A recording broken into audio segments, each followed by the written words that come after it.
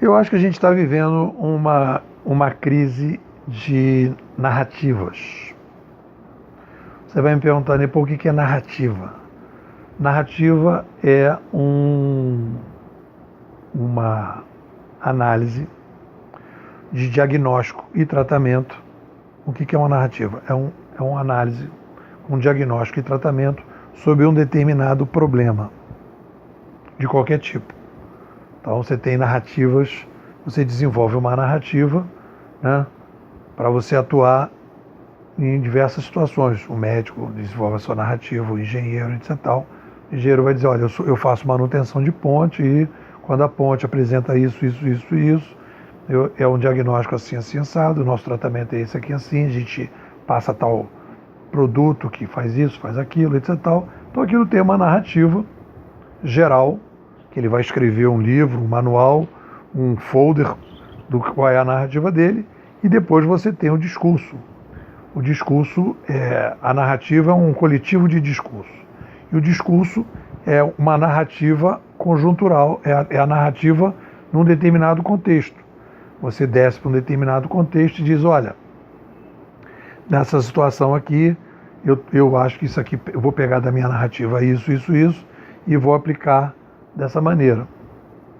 Então a narrativa é uma coisa que unifica determinados grupos de pessoas, maneiras de pensar, né? No caso da política, por exemplo. Hoje eu estava ouvindo aí no rádio o Requião convocando os democratas do Brasil e do mundo para irem em Porto Alegre defender o Lula. Então a narrativa dele é que as pessoas democratas no Brasil são as pessoas que defendem o Lula, né? Qualquer outra pessoa que não defende o Lula não é democrata. Então isso faz parte de um diagnóstico, né? Em que existe só um modelo de democracia. Esse modelo de democracia é o modelo de democracia que o PT tem, e qualquer pessoa que é contra o PT não é democrata. Então isso cria uma narrativa, e aquilo ali é aplicado naquele discurso especificamente. Então, qual é a crise da narrativa? Nós temos uma narrativa, nós tivemos um período longo de concentração de mídia. É impressionante como a gente ouve as pessoas fazendo análises da sociedade, etc. Tal, e essa questão da concentração de mídia não é uma questão que deveria ser uma das questões principais do debate hoje. A passagem de um ambiente de concentração de mídia para um ambiente de descentralização de mídia, que é o motor de todas as mudanças que a gente está passando. Qualquer pessoa percebe isso, né? Então, quando a gente tem a concentração de mídia, as narrativas vão sendo construídas por cada vez menos gente, elas vão ficando empobrecidas, porque como os canais vão ficando menores, as pessoas vão começando a perder a necessidade de criar uma narrativa que tenha uma proximidade maior com a professorinha. A professorinha é a lógica da vida. Então a pessoa vai falando as coisas como ninguém, como você não tem o contraponto, como você não tem a informação que questione aquilo, como você não tem a possibilidade de ter novas narrativas, aquela narrativa ela ganha espaço pelo fato de ser praticamente a única. E aquela narrativa é uma narrativa pobre, é uma narrativa que não foi construída para um debate, para uma confrontação de ideias, para uma confrontação em cima de fatos. É uma narrativa que foi construída para um ambiente centralizado de mídia. Quando você tem a descentralização, essa narrativa perde o sentido. Um exemplo que eu observei bastante claro nisso foi o Sérgio Cabral, quando foi questionado aqui no Rio, que ele estava levando a babá de helicóptero para Angra, na casa dele de Angra. E ele negou, disse que não, e que ele não tinha pensado numa justificativa. Ele não, na cabeça dele não era uma coisa que ele precisava prestar conta para ninguém, porque a cabeça dele é assim, ninguém vai ficar sabendo, e se alguém ficar sabendo, ninguém vai mexer o meu saco. Só que aí com as mídias digitais as coisas rolaram, etc. E ele não tinha uma resposta. E eu fiquei pensando, para mim seria super razoável, se eu fosse governador, eu, com meus filhos, eu diria, olha, da mesma maneira que eu tenho a segurança de ir de helicóptero, a minha família vai comigo e a babá faz parte da família. Porque meus filhos precisam da babá. Então, não teria problema nenhum, né? Do ponto de vista ético.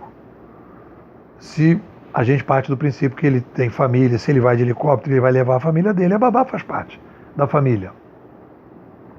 Mas o que me chamou a atenção foi que ele não estava preparado para desenvolver uma narrativa para que justificar aquilo. Ele não tinha parado para pensar nisso, porque ele não estava acostumado a ter uma narrativa para ter contato com as outras pessoas, com os fatos e com outras lógicas, que é o que está acontecendo hoje com esse discurso dos bolivarianos do Requião.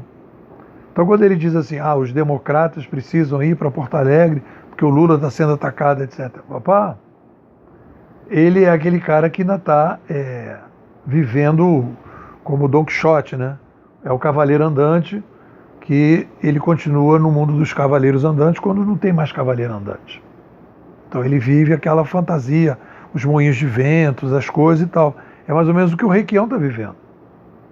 Porque quando as pessoas vivem o real, se o Lula tivesse, né, todos os políticos do Brasil, ninguém foi mexido com nenhum político, ninguém foi processado, não tem ninguém preso no Brasil.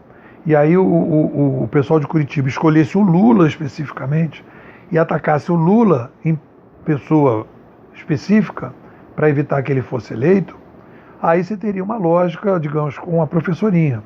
Mas quando você tem centenas de pessoas respondendo processo, várias pessoas que a gente nunca imaginou que estariam presas, quando você tem ex-governadores presos, quando você tem de vários partidos, quando você tem empreiteiros, quando você tem dinheiro sendo devolvido para a Petrobras, o que mostra que aconteceram as coisas, você entrar nesse discurso é um discurso que ele não sai daquela igreja que foi construído, porque as pessoas olham para aquele discurso, pessoas que, digamos, que poderiam ser convencidas, porque pessoas que não debatem ou que vão votar no Lula por motivos emocionais, né? O pessoal mais desinformado e o pessoal da igreja não conta, mas você teria adesão de um determinado segmento da classe média, por exemplo, com aquele discurso, mas aquele discurso ele não foi feito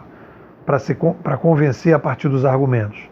É simplesmente um discurso do Don Quixote, é um discurso que essa narrativa ela não consegue sair de determinado ambiente.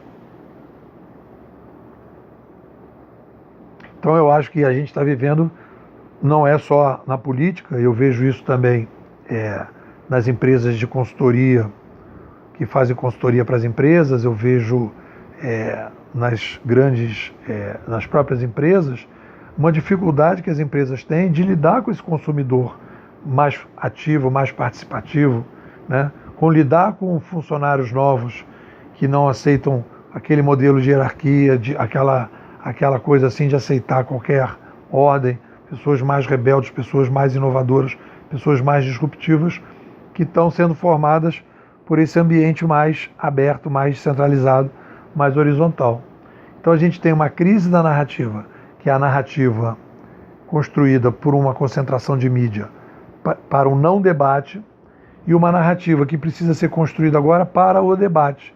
É uma narrativa que tem que ter uma lógica mais próxima da lógica da vida, tem que apresentar argumentos lógicos com fatos, para que aquela narrativa, disputando com outras narrativas, ela consiga ter adesão. A ideia da narrativa sem fatos, baseada apenas no controle que você tinha, essa já não está mais ganhando adeptos. Ela fica ali tentando ganhar adeptos, ela pode ter até recurso, ela pode tentar ser fomentada, mas ela tende a ser decadente, como é no livro do Cervantes, o Don Quixote, que é uma pessoa decadente que não consegue sair de um determinado ambiente que já passou e ele fica ali. Então eu acho que esse pessoal, tanto da política, né, quanto nas organizações, são Don Quixotes que ficam tentando imaginar um tempo sem internet, um tempo em que existiam moinhos de vento, quer dizer, não conseguem enxergar que aqueles moinhos de vento não são gigantes, não são mais os inimigos, existem outras coisas que precisam ser vistas, é outra etapa. E eles estão ali com aquele discurso e as pessoas olham para aquilo e falam, bom, esse cara é maluco, que é mais ou menos o que as pessoas achavam do Don Quixote. E o livro do Don Quixote é essa alegoria, né, de pessoas que não conseguem caminhar no tempo. Curtiu? Mete o dedo. Gostou do canal? Mete o dedo. 2018, chegando aí o livro Administração 3.0. Em 2019, começando a preparar o Civilização 3.0. Sempre pensando sobre o mundo digital. O que é, o que não é, para onde vai, o que a gente pode fazer. Fica ligado.